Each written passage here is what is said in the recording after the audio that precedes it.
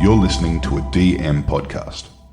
We would like to acknowledge and give thanks to the traditional owners of the land we record this podcast on, the Yagara and Turrbal people, and their continued connection to the land and waterways on which we meet. Hello and welcome to Sportish, where we look at life through the lens of sport. And we are on holidays, but we're dropping into your feeds, even though we're not really back yet, because there is just so much going on in the world of tennis and cricket. I just insisted, Georgie. And I was at your house and you said, we are doing an episode. We're doing it. I've got things to say. We have been in each other's presence for like 3 hours now, and we have had to contain ourselves and be so disciplined to not have had this conversation yet. And I'm very proud of us for I was that. just going to say, I'm so proud of us. Look at us growing.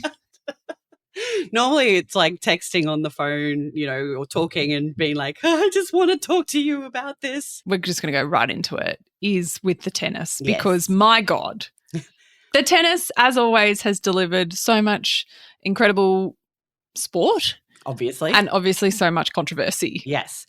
So it's been really interesting for me this last 2 weeks because I know you've kind of come in and out a little bit. I've been very cricket focused, Yes. so I find there's not enough hours in the day. Yeah, look, and you've made your choices and that's fine. Such a snob. I've made other choices. I like the tennis. Do you? I just come in at week 2. Yes, and that's okay. You can be a fair weather fan and that's perfectly acceptable. I totally agree. So it's been really interesting for me because I've always loved the tennis. It's always been something that I've loved to watch. Back in the swimming days, we would always have like a training camp around this time of year. And so I just you've connected the memories. I have very fond memories of being on training camp and just watching nonstop tennis, right? And I haven't been able to do that for years because we have children. Correct. And this year, I've just been forcing my kids to watch the tennis. Oh, so right. We've also just had the cricket on all the time because Yes. that's who we are. And it's phenomenal to me how much their appreciation of the sport has improved. It's amazing. And they absorb so much. And, they, yes, they complain. Well, I don't know about your kids, but my kids definitely complain. Like, it's so boring, blah, blah, blah. But then They're actually watching. they're watching and they actually ask to turn it on occasionally, which has been amazing. And the other thing that's happened is that for so many years, all I ever wanted to watch was Roger Federer.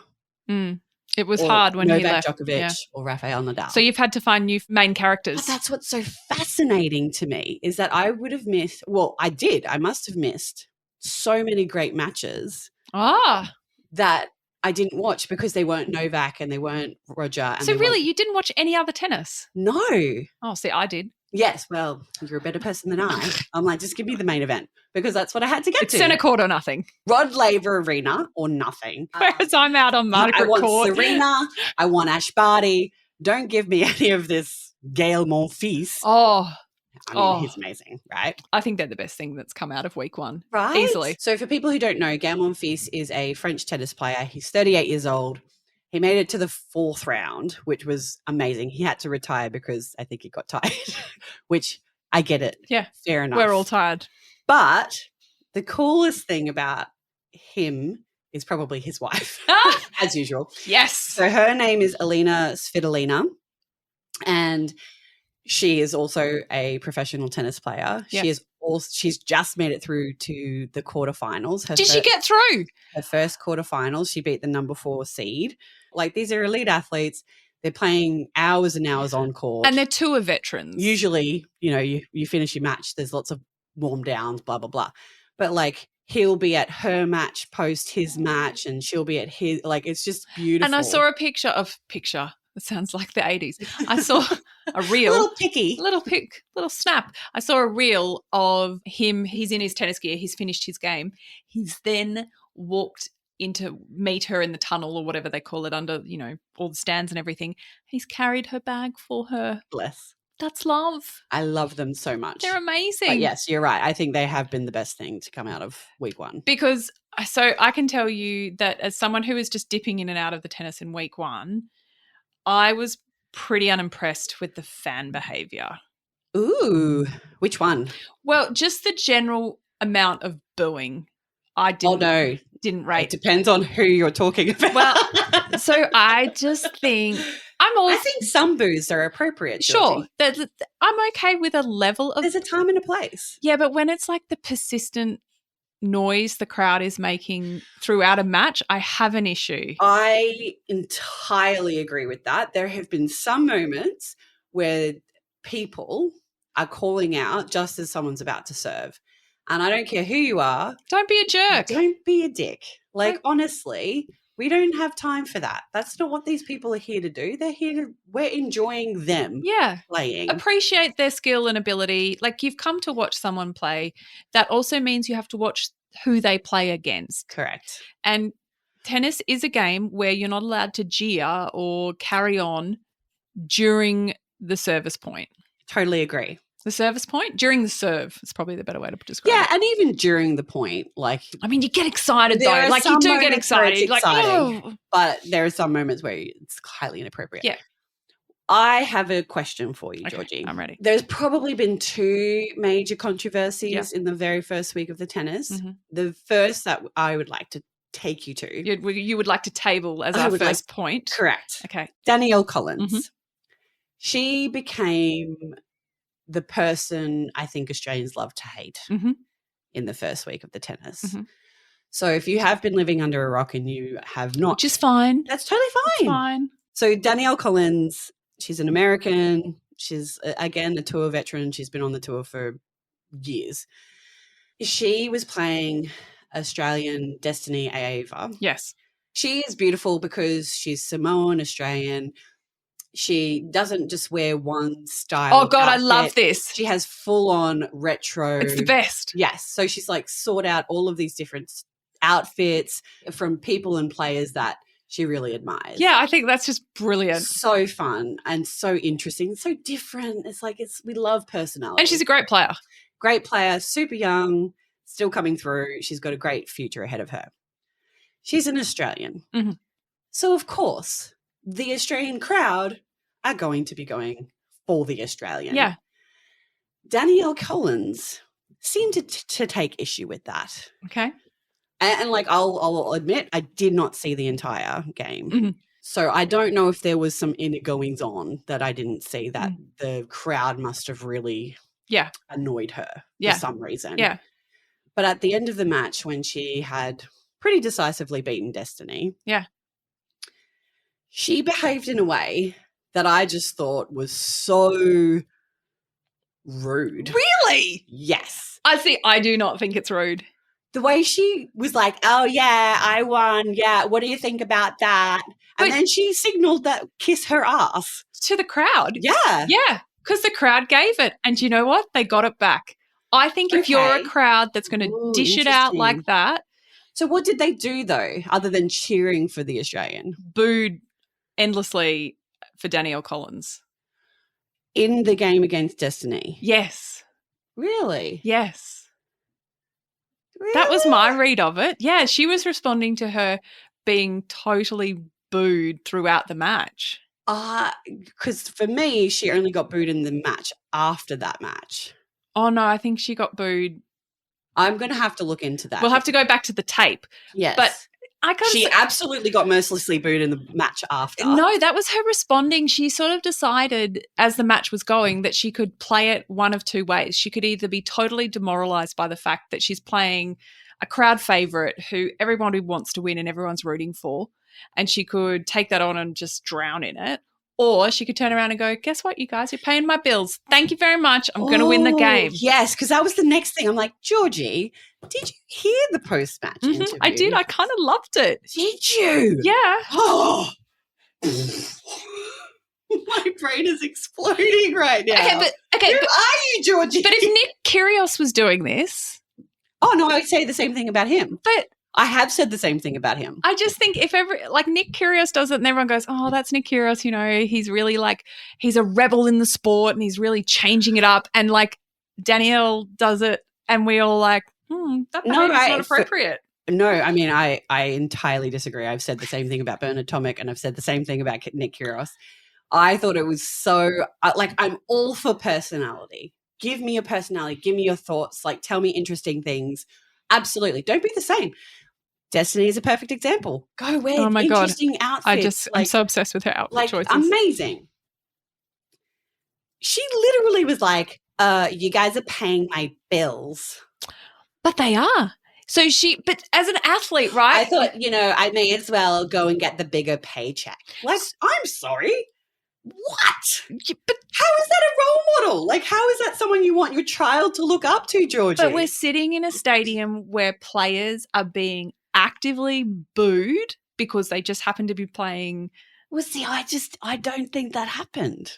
Like, I know that one of the Australian players in one of his matches was booed on the court because the crowd was so keen for that match to finish so that the next main match would come on. Yeah, look, let me be very clear. There has definitely been some crowd issues. I'm not disagreeing with that. Australia is known for having this spicy crowd, particularly in the last decade or so. It's really gone up a notch. I think it's actually quite fun most of the time. Yeah.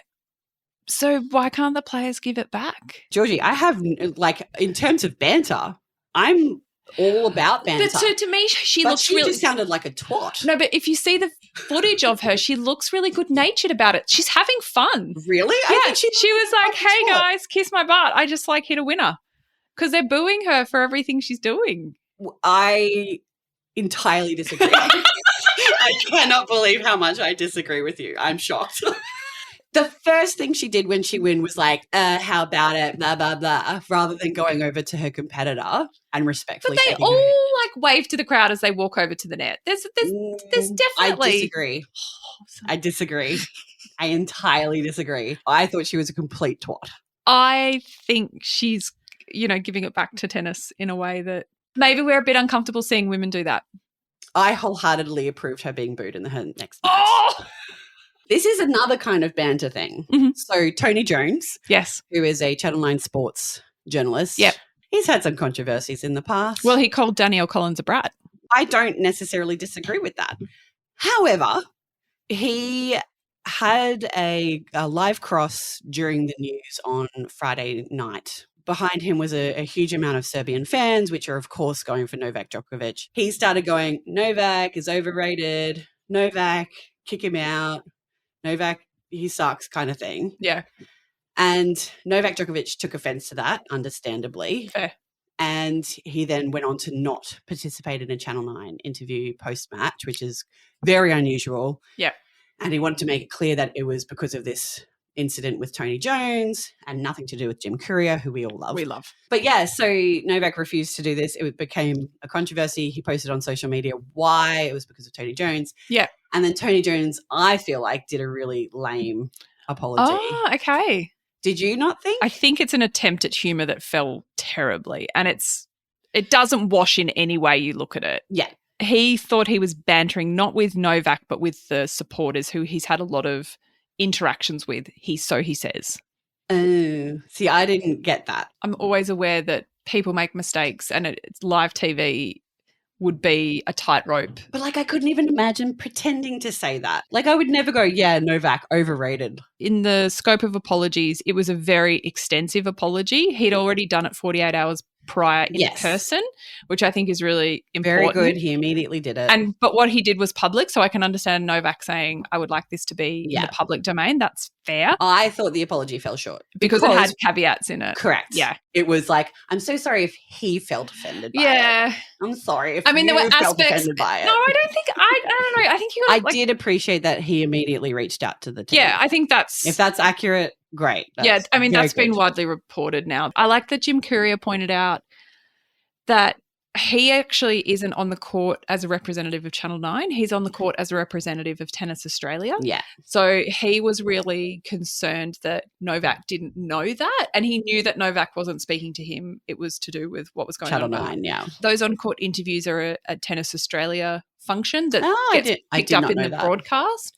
And I guess now the interesting thing will be how Novak feels about interacting with Channel 9 as we go further into the tournament. I think he'll be fine. He's always been someone to me who has been very generous with his post-match interviews and is actually quite funny and engaging.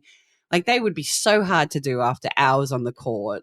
There's so much that goes in behind the scenes that people don't even realize. So the fact that they take that 5 minutes. Any of you go for a run go to the gym, Yes. and then try and hold a conversation immediately following you stepping off the treadmill. I just remember doing it after like 53 seconds of swimming. I was like, she exercised for 53 seconds and then was like, give me a moment. Oh my God, just give me a second. This is so hard.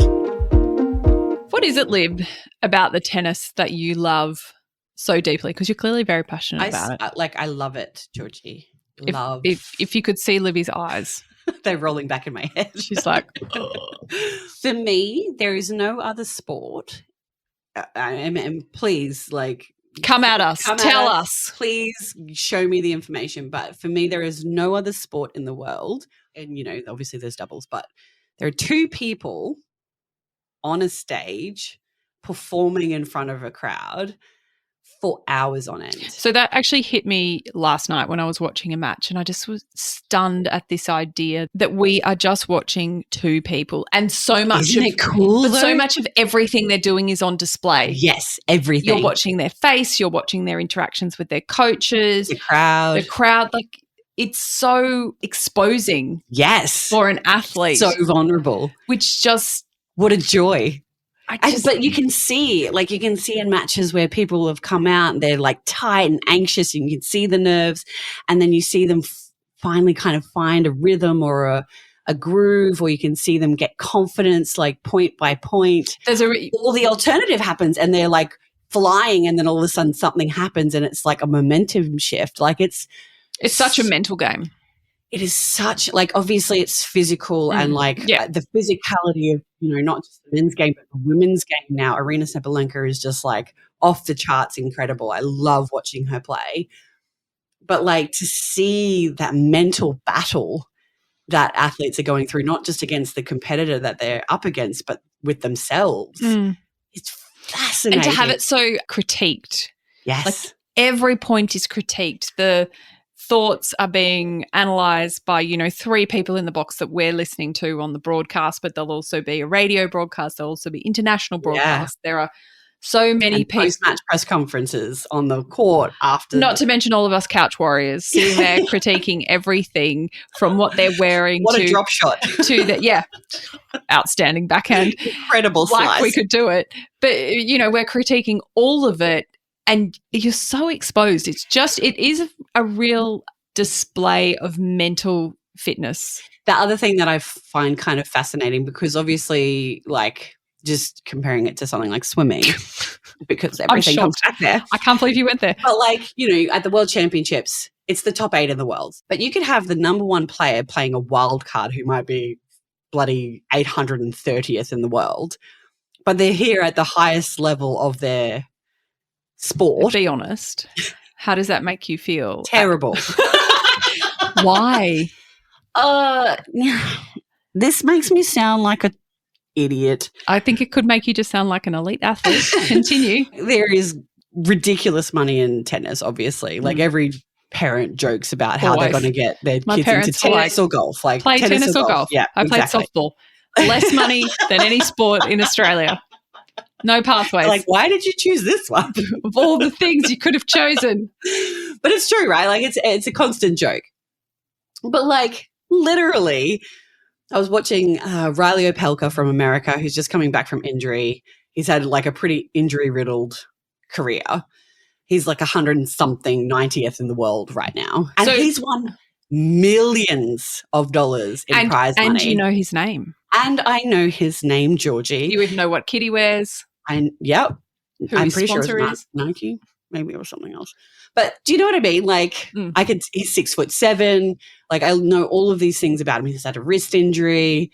Like, I really felt for him because I'm like, I had a wrist injury too, Riley.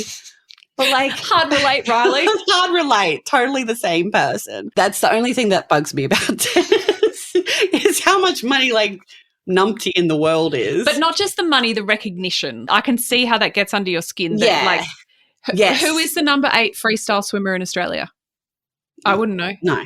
But Alex de Minaur, leading into this tournament, was ranked number 8 in the world. Number 8 in the world. Yeah, totally. And that's the thing. Like, my husband, Luke, he would have been like the top 25 in the world probably.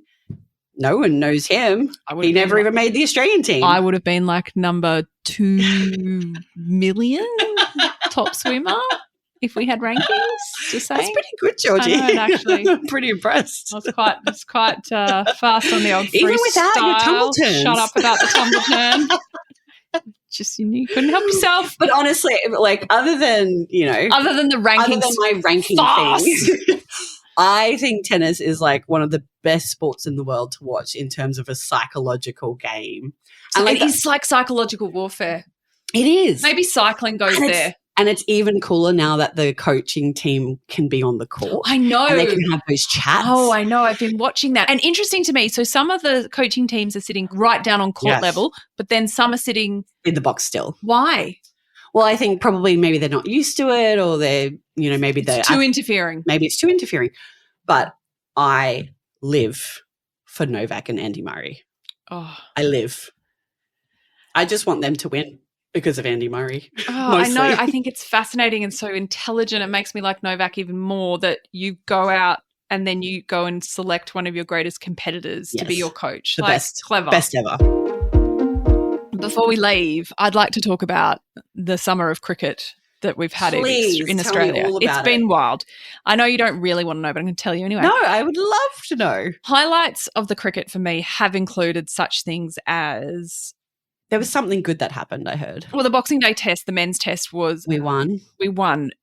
But it was also one of the greatest test matches we've ever seen. Yeah. And for 5 days straight, it was really fast-paced. At lots of different points, India could have won, Australia could have won. Like, it was very tight. Yeah. And it really went down to the last session of day 5. That doesn't happen all the time. And that was really compelling viewing. Like, everyone was glued to it. We were at home to start with, and then we went up to see my dad, and we had it on in the households, and people everywhere. And people would just walk in from whatever they were doing and sit down, and the kids as well, which was such a great evolution in where they're at. A great debutant, Sam Constance, came in as an opening batter, which is just huge. He's 19 years old and he's come up and he's stepped into the opening batting position. That's massive. And that's intense. And that's against Bumrah from India, who's arguably one of the best bowlers in the world at the moment and who was really perplexing at the top order of the Australian team. And his presence, Sam Constance's presence, and the energy he brought to that, and just the confidence of a 19-year-old. It's not even confidence. It's just like a... I heard someone else describe it as naivety, and I think I don't know that that's fair, because I think there is an awareness of the gravity of the situation, but also you're so young, you don't care. You can move through it. And I think his style of play was so different to Test cricket. The ramp shots he was doing, which is where what a ramp you're shot turning is. your bat over so that the face of it, instead of being side on, you're kind of front on, and you're literally flipping this ball. Wow. You're using the speed of the ball to just then tip it over your shoulder. And he's hitting sixes in a test match on debut. But isn't that fun when you see someone do something different? And it energised the whole rest of the Australian batting lineup. And it just like unlocked them a little bit and got them moving in a way that we hadn't seen over summer. It was such a pleasure to watch. It's one of those things that will stay fixed in my mind as an amazing memory. And I think we've now got the Women's Ashes going on. Australia has just last night retained the Ashes. Yes. We are really performing on the world stage when it comes to women's cricket, and the women have been doing amazing things. The Women's Ashes is played in a multi-format, so they do one days and then they do some 2020. And to see that North Sydney Oval sold out, to see people creating the Ash Gardner stand of their own accord, to see people catching amazing shots in the crowd. Women's cricket has come so far, and the thing that really grabbed my soul was that the kids, and we've had heaps of different families staying with us and hung out with different people, the kids will turn on whatever cricket is on. They don't care if it's the men's or women's. We'd been to the Big Bash on Thursday night where the DJ booth caught fire. Oh my gosh, you were there when it caught fire? I had one of those moments where I looked around and went, I wonder if we'll get evacuated. Does this mean we're getting a new Olympic stadium? Like, there were many thoughts that crossed my mind. And we'd been to the Big Bash on the Thursday night, and then on the Friday the kids were all a bit cooked because we'd been out way too late. And I sort of said to some of the boys, hey, I'm going to turn the cricket on. They're like, what cricket's on? And I was like, oh, it's another women's Ashes. Oh, great. Do you know, have we won the toss yet? And I was like, oh, actually, I think we're batting first. And they just sat glued. Wow. They don't care. That's so cool. Sport is sport to them. Yeah. They'll watch women's, they'll watch men's. They're equally engaged in both. So and they cool. know all the names. Yeah.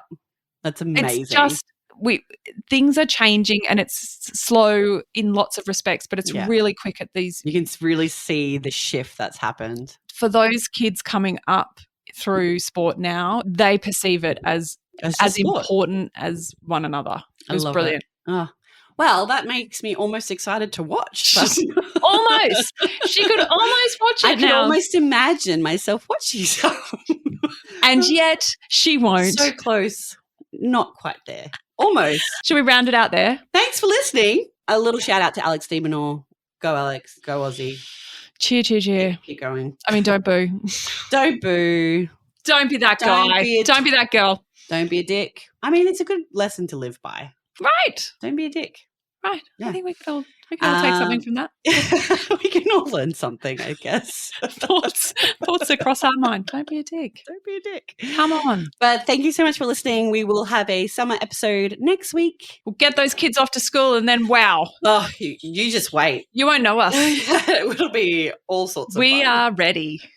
You just wait. Go to school. We'll talk to you later. Bye. Bye.